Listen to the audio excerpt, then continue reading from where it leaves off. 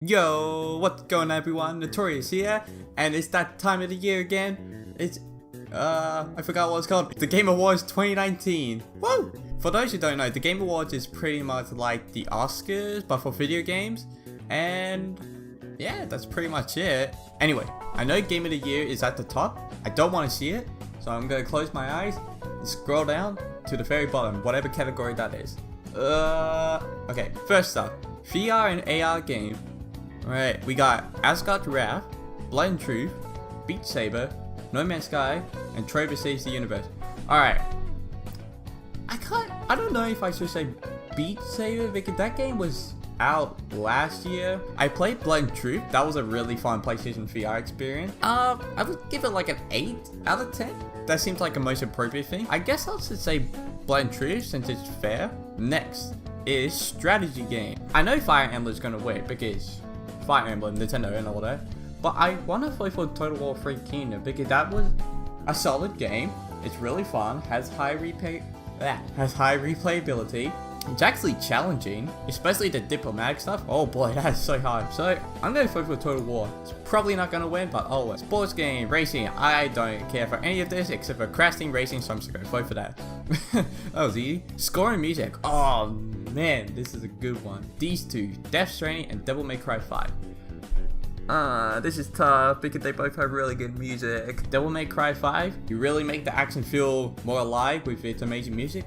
But Death Stranding, its music is a part of the core game. It helps with the experience of just walking around the abandoned terrain and all that. So I think I'm gonna choose Death Stranding. Role-playing game. I think I'm just gonna choose Kingdom Hearts 3 because I actually played it. Oh no, this is hard. Oh my god, all their performances are so good.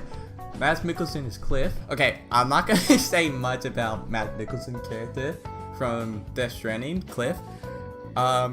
Mainly because it's really spoilerish and the game only came out 2 weeks ago, so some people might not have finished it yet. And as much as I like Matthew, he doesn't have enough screen time. Like, I'm sure if you compiled all of his video recordings, you could probably get like 15 minutes of him, maybe 20.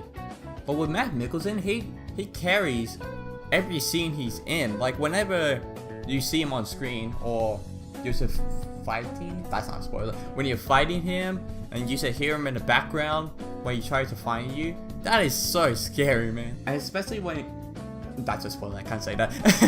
Okay, I'm still gonna vote for Mads. Ongoing games, so the games that I don't care about because they're just, what's the game called? Game as a Service games. I'm just gonna vote for Final Fantasy 15. Best narrative. Oh boy, here we go. Alright, I'm to go straight up front. I'm gonna say Death Stranding. The reason is, even though Control has a great story, you do need to read a lot of documents and like notes that you find in the world to actually understand what's going on. Well, most of it. And with Death Stranding, the game actually tells, like, you actually understand what's going on a couple of hours in, and as you go through it, it gets more emotional. I actually got teary at the end. That's not a spoiler. I don't want to give hints about anything, so you're just gonna have to take my word for it. Another genre that I really don't care about. But anyway, we got Division 2, Texas 99, Call of Duty Modern Warfare, Borderlands 3, Apex Legends. I really don't care for Borderlands, I really don't care for Apex, I really don't care about Tom Clancy 2. So it's just these two. Texas 99 is Texas Battle Royale. I'm gonna vote for Call of Duty Modern Warfare just for the story. I don't know if that's what they're really looking for, but fuck it, I'm just gonna pick it. Mobile game, another genre I don't care about. There's a mobile Call of Duty? What the fuck? Okay, fuck it, I'm just gonna choose Sayonara Wild Hearts because that did interest me last year. There we go, independent game. I love the Outer Wilds. I love Katana Zero. I fucking love Untitled Goose. I gotta pick Katana Zero because the gameplay. Oh my! Remember Makina Ninja and like Hotline Miami? Like those fast-paced but hard-ass game? It reminds me of that. Plus the story is actually interesting for an indie game. Plus the art design. Oh my god, let me just put it on screen right now. That looks so, oh man, it was amazing. Games for impact. For a thought-provoking game with pro-social meaning or message. Why isn't Death Stranding in here? I think that has a really good message about connection and all that. Anyway, Concrete Genie, because I like that game. That was a fun game. 8 out of 10.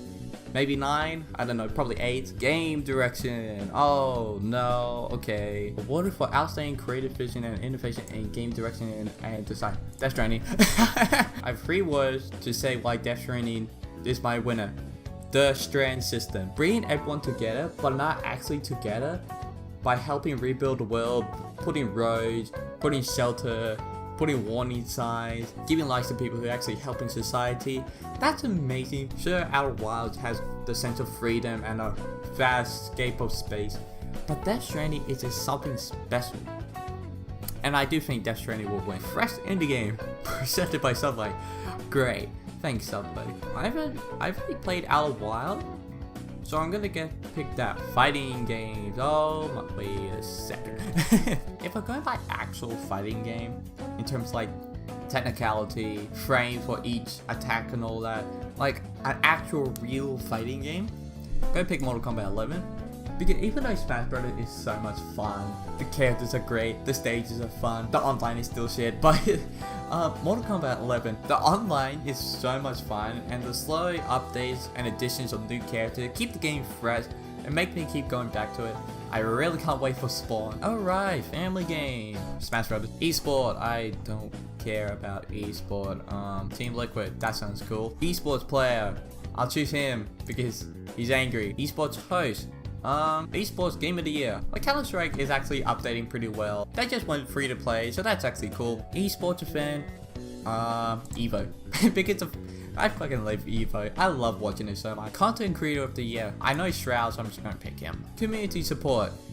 Recognizing a game for outstanding community support, transparency, and responsiveness. Fortnite, I guess? Audio design, something I care about. Probably gonna have to pick Resident Evil 2, because every single corridor and room you go in, you're just terrified whenever Mr. X says, you should hear his footsteps no matter where you go. I'm gonna pick a Resident Evil 2, and I'm actually confident to say Resident Evil 2 will actually win this category. Art direction.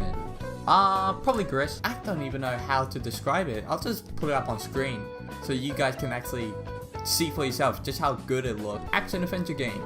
Sekiro. If you're not gonna put Sekiro as the best action adventure game, what are you doing? Every fight is so much fun. I replayed the game 7 times. The bosses are amazing. They are difficult. Every single thing about the gameplay is so refined to a T. You have to play the game for yourself to actually feel how the game feels. That sounds weird. Action game. Devil May Cry 5 have some of the best gameplay I've ever played in my life. There's so many varieties of combos, plus the 3 different characters with their own skill sets and moves, and just look up any video of someone doing like 100 hit combos or whatever, and you get to see how smooth, how flawless gameplay is in DMC5. Plus the story of DMC5 is actually pretty good for a Devil May Cry game. Oh, here we go. Game of the Year. I can't say Smash Brothers. Sekiro, it's amazing. The gameplay is the best out of these games, but the story is a bit lackluster in my opinion. Resident Evil 2 and Death Stranding, they both have they're both, oh my god. Okay, I'm stuck. I'm really stuck. I love Death Stranding for how unique it is with the strand system and all that, but the first 10 hours are a tedious grind to get through before the game actually becomes amazing. But Resident Evil 2, it's short, but it's an amazing 6-hour experience that you're gonna have. Especially if you're a horror fanatic like I am. Ah, fuck it. Before I think about it anymore, I'm just gonna say Death Stranding. But do I think it'll win? I doubt Control will win, even though I love it. I doubt Outer Worlds will. I doubt Smash Bros. Will win. There is a chance Sekiro could win, but if I had to put my money on something, it would either be Resident Evil 2 or Death Stranding. Voting for Death Stranding, that's my game of the year. Maybe, I don't know, I'm still conflicted. And I do think it will win Game of the Year. If not, it's Resident Evil 2. I highly doubt these other 4 will win. Okay, woo, that took a heavy toll on me. Anyway guys, I think I've been babbling on a long time now, so those are my votes. Who would you vote for to win the Game of the Year award? Or the other categories like eSports, if you care about it. And if you're new to the channel, why not subscribe? And if you enjoyed this video, hit that like button and maybe hit that bell. Maybe. Just maybe. If you only want to.